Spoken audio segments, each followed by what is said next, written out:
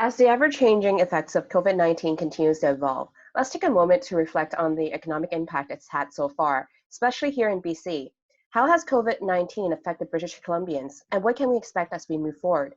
Today, we'll dive into some meaningful data and discuss what lies ahead, and if there are any silver linings in the midst of this pandemic. Welcome to episode 1 of Coffee Chats for CPABC, a podcast dedicated to sharing the insights of BC's Chartered Professional Accountants and other experts. The Chartered Professional Accountants of British Columbia is the training, governing, and regulatory body for over 37,000 CPA members and 5,000 CPA students and candidates. My name is Vivian Say, and I'm the Manager of Communications here at CPABC. Throughout this podcast series, we will be tackling timely topics on the economy, leadership, entrepreneurship, professional development, as well as accounting and finance, of course. At the heart of this podcast series is our commitment to fulfilling CPABC's core mandate, protecting the public. So my guest here today is Aaron Arts, CPABC's economist, who joined us back in December.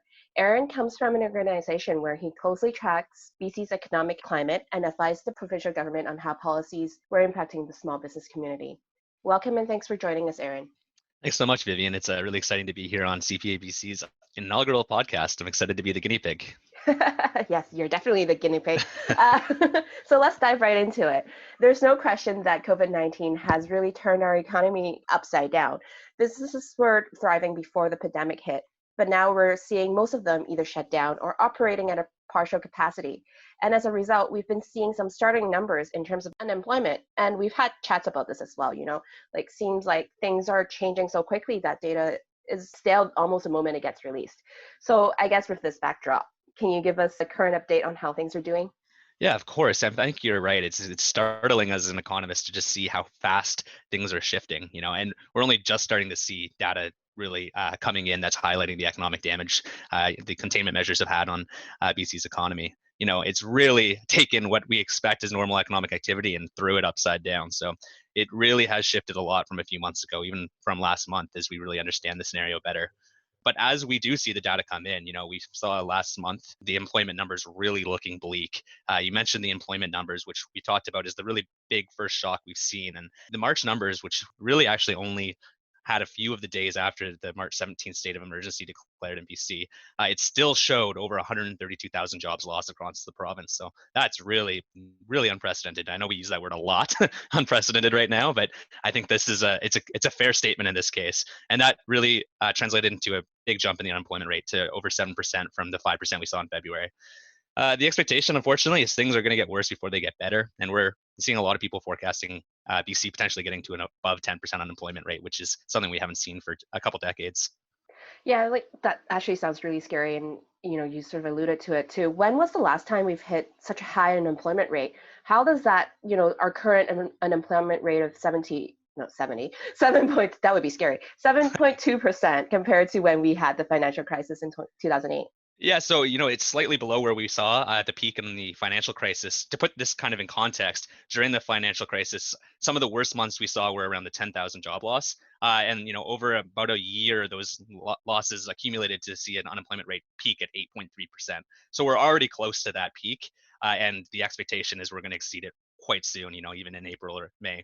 But the good news, I have to say, is unlike the financial crisis, these job losses are a result of our, collective action to clamp down on this. It's a choice we're making to contain the health effects of COVID-19, and so it's not a fundamental problem with the economy like we saw in the financial crisis.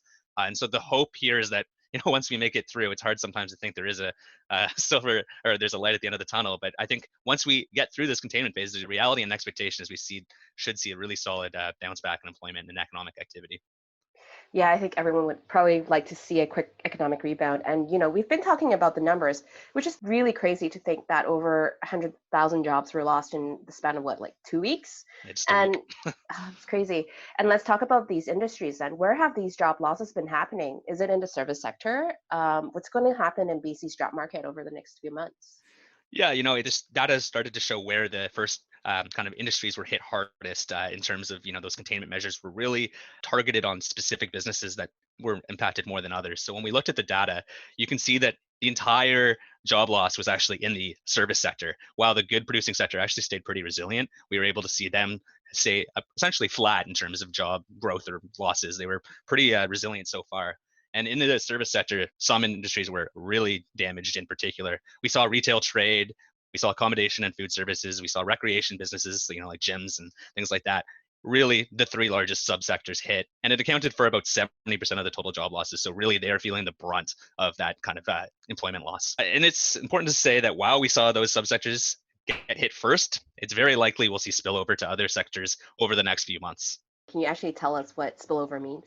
Yeah, absolutely. So, I mean, we saw these first businesses really have to, reduce their hours, close down in some cases, and those are, those businesses on Main Street, the businesses you see that, have had to shutter the windows and really restrict what they're doing on a day-to-day basis. And so they were the ones first hit, but inevitably, there's those chains of connections between businesses. When you think even of things like accounting services, so many of their clients right now, business owners, are not going to be able to easily make some of their, financial obligations, and understandably it's difficult for them to pay those bills, but that's also going to put a significant strain on other businesses who kind of rely on each other. We have such a symbiotic relationship between businesses and BC.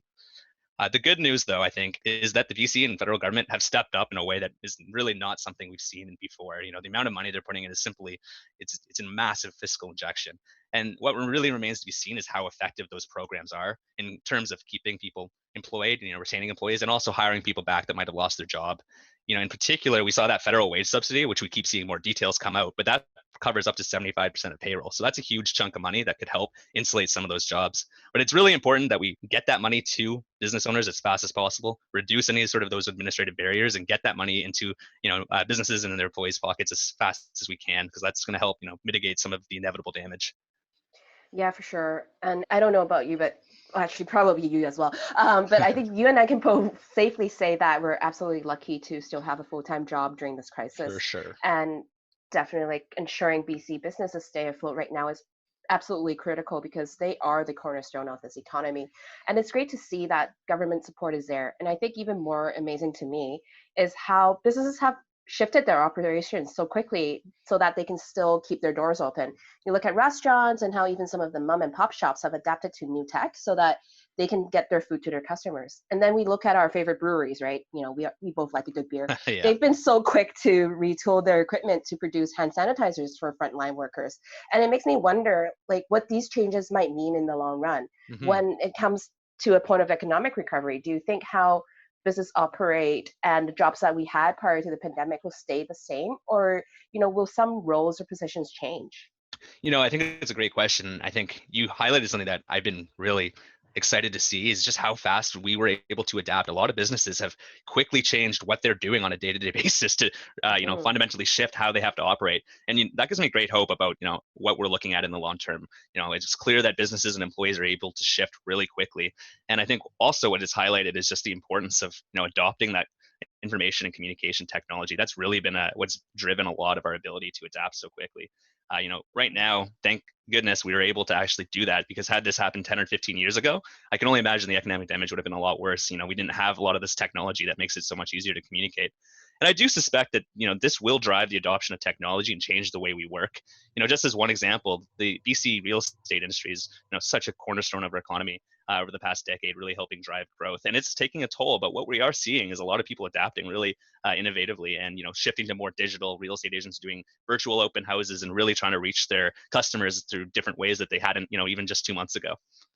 Yeah, definitely. Like, as someone, you know this, I've been looking to buy a place for a while, and I've really noticed how quickly the real estate industry has shifted in response to COVID-19.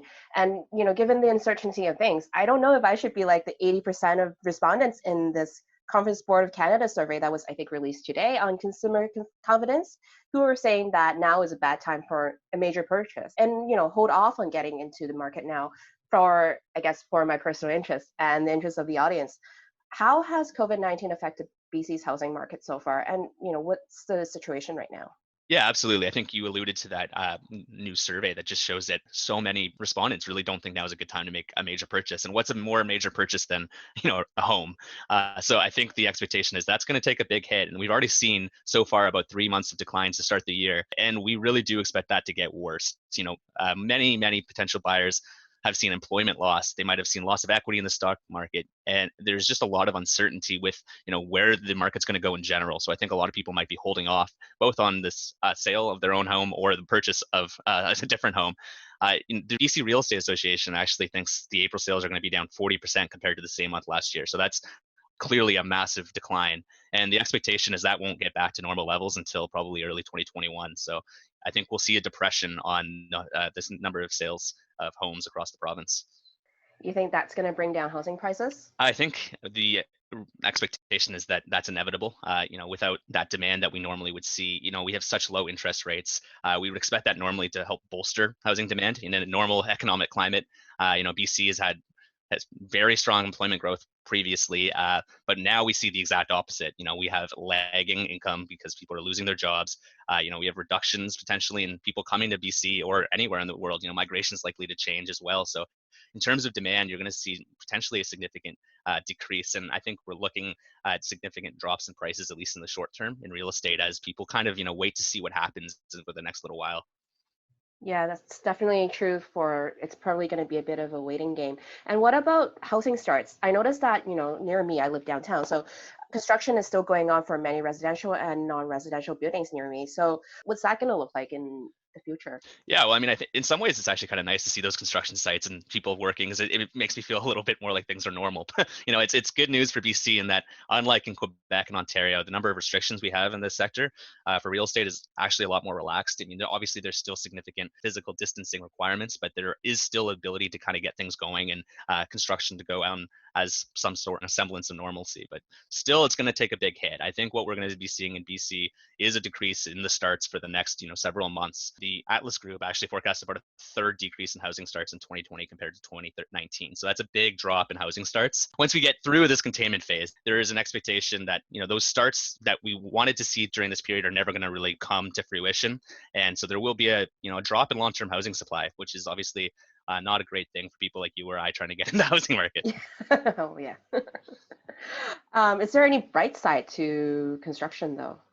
Yeah, I think one area that BC is very lucky to have is a very strong non-residential construction sector right now. We have really large infrastructure projects coming online, like Site C or the LNG projects up north. And the good news is those things are still going on as scheduled, and there is potentially more to come. And so it's really important that we continue to support that industry. I mean, obviously those are really high-paying jobs, and they bring really key infrastructure that will help us grow the economy as we come out of this crisis. So I think that's definitely a silver lining in the construction industry.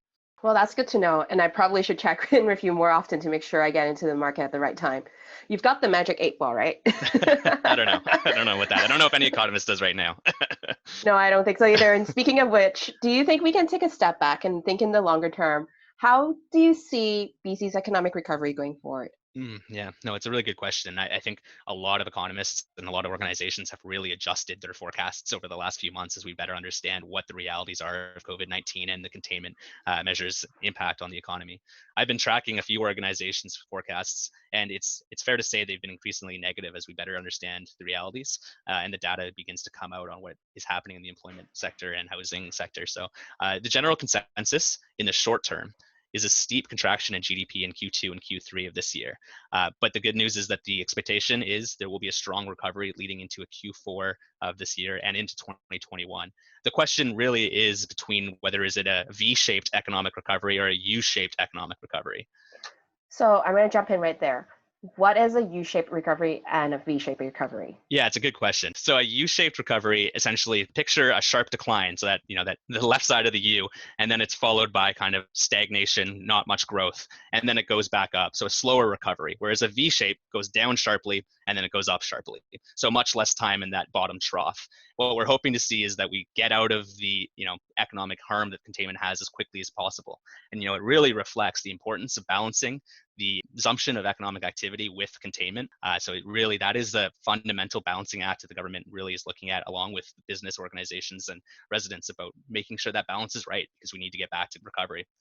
I will say the silver lining is what I mentioned earlier, that there is an expectation that once we get out of here, out of the containment phase and begin reopening our economy, even if it's a U or a V, there is an expectation we will get back to economic growth. In BC, where we've been more successful than most in containment, most forecasts expect a significant recovery in 2021 in both employment and GDP. And this is also why it's so critical that as we see signs of successful containment, we look at economic recovery and how we get back on track to maximize that growth. We need to get out of this as fast as we can to get people back in work, businesses back online, and ensure that, going forward, we all see the benefits of economic growth. So CPABC has been working really closely with other business groups to provide recommendations to the provincial government on its $1.5 billion economic recovery task force.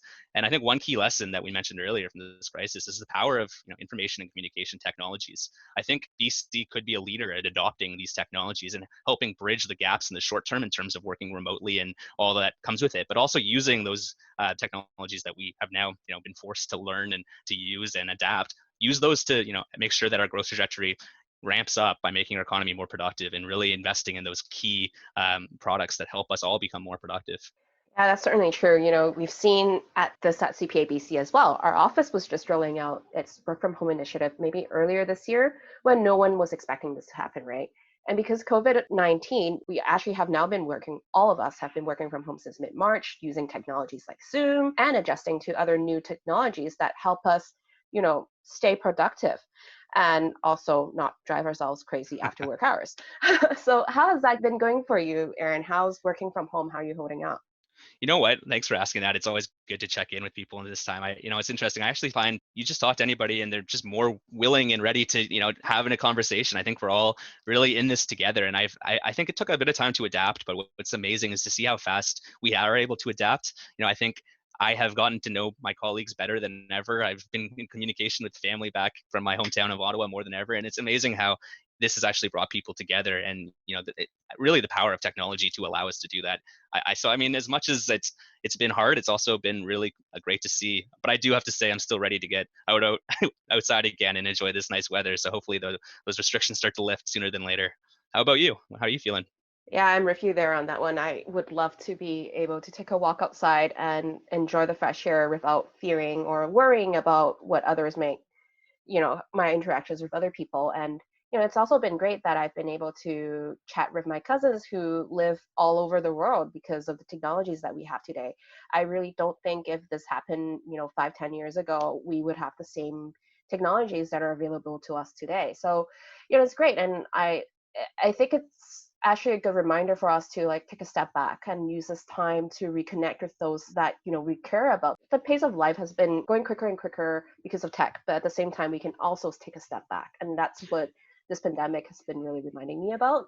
Yeah, it's a really good point. It really makes you take a step back and really look at the whole picture and what matters. And it's an interesting reality. And in some ways, I think despite all of the challenges, there will be some benefit to this. Unfortunate situation.